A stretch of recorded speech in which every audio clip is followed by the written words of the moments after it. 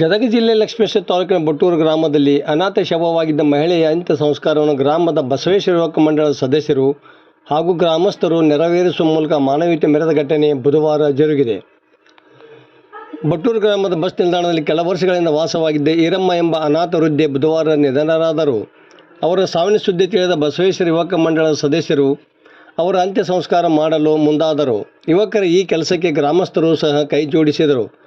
ಹಿಂದೂ ಧರ್ಮದ ಪ್ರಕಾರ ಮೃತ ಮಹಿಳೆಯ ಶವವನ್ನು ಗ್ರಾಮದ ಮಹಿಳೆಯರು ಸ್ನಾನ ಮಾಡಿಸಿ ಹೊಸ ಸೀರೆ ತೊಡಿಸಿ ಪೂಜೆ ಸಲ್ಲಿಸಿದರು. ನಂತರ ಯುವಕ ಮಂಡಳ ಸದಸ್ಯರು ಶವವನ್ನು ಹೊತ್ತುಕೊಂಡು ಸ್ಮಶಾನಕ್ಕೆ ತೆರಳಿ ಅಲ್ಲಿ ಅಂತ್ಯ ಸಂಸ್ಕಾರ ನೆರವೇರಿಸಿದರು. ಈ ಕಾರ್ಯದಲ್ಲಿ ಗ್ರಾಮದ 10 ಜನರು ಭಾಗವಹಿಸಿದ್ದರು.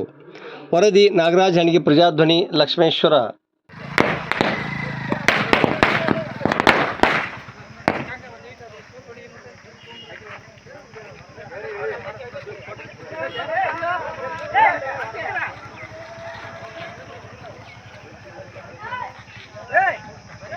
ಅಕಡೆ